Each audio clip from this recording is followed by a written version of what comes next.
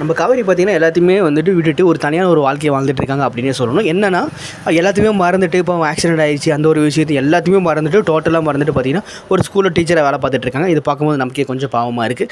அது மட்டும் இல்லாமல் பழைய ஒரு காவேரியை பார்க்குறதுக்கு ஓகே அப்படின்ற மாதிரி இருக்குது. ப்ளஸ் என்னென்னா பழைய காவேரியிலேருந்து இவங்க கொஞ்சம் மீடியமான ஒரு காவேரியாக மாறிட்டாங்க. டிஃப்ரெண்ட்டான ஒரு காவேரி. கல்யாணம் வேணாம் அது வேணாம் இது வேணாம்னு சொல்லிட்டு ரொம்பவுமே வந்துட்டு பார்த்திங்கன்னா எல்லாத்தையுமே ஒதுக்கி தள்ளிட்டு வாழ்ந்துட்டு இருக்காங்க அப்படின்னு சொல்லலாம். இதை பார்க்கும்போது கொஞ்சம் கஷ்டமாக தான் இருக்குது. சீக்கிரமாக வந்துட்டு விஜய் காவேரி சேரணும்லாம் யோசிச்சுட்டு இருக்கோம். விஜய் வந்து பார்த்தும் பார்க்க மாதிரி இருந்துகிட்ருக்கிறாரு அப்படின்னே சொல்லலாம். என்ன நடக்க போகுதுன்னு தெரியல. நம்ம மகாநதி சீரியலாக பார்க்கலாம் பொறுத்திருந்து. நம்ம குட்டி காவேரியை பற்றி சொல்லணும்னா பாவம் நம்ம பெரிய காவேரி கூட வந்துட்டு ரொம்பவுமே அட்டாச் ஆகிட்டாங்கன்னே சொல்லலாம்.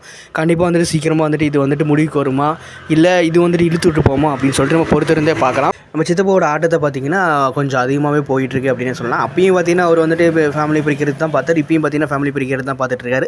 கண்டிப்பாக வந்துட்டு இது அந்த அளவுக்கு போகும் அப்படின்னு சொல்லிட்டு நம்ம பொறுத்திருந்தே பார்க்கலாம். ஃபேமிலி பிரிக்கிறாங்கன்னா நம்ம காவேரி வந்துட்டு இங்கேருந்து காஞ்சிபுரத்துலேருந்து அனுப்பிடுவாங்களா இல்லை என்ன பண்ண போகிறாங்க, இல்லை காவேரிக்கு ஏதாவது வந்துட்டு சூச்சமாக வைப்பாங்களா அப்படின்னு சொல்லிட்டு பொறுத்திருந்தே பார்க்கலாம். நம்ம சித்தியும் வந்து கூட சேர்ந்துட்டாங்க. கண்டிப்பாக வந்துட்டு ஒரு பெரிய பிளானாக போட்டுட்டு இருப்பாங்க. பார்க்கலாம் வந்துட்டு காவேரி வந்து சீக்கிரமாக சேர்றாங்களா இல்லையான்னு சொல்லிட்டு.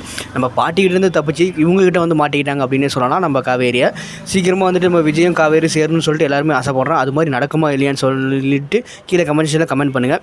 நம்ம குட்டி காவேரி பார்த்திங்கன்னா ரொம்ப வந்துட்டு ஈகராக இருக்காங்க. நம்ம பெரிய காவேரியோட பேரெல்லாம் தெரிஞ்சுக்கணும் அப்படின்னு சொல்லிட்டு அவங்க என்னென்னா மிஸ் பேர் கேட்டவுடனே மிஸ் அப்படின்றாங்க. அது பார்க்கும்போது நமக்கே கொஞ்சம் ஒரு மாதிரி சிரிப்பாகவும் அழகாகவும் இருந்துச்சு.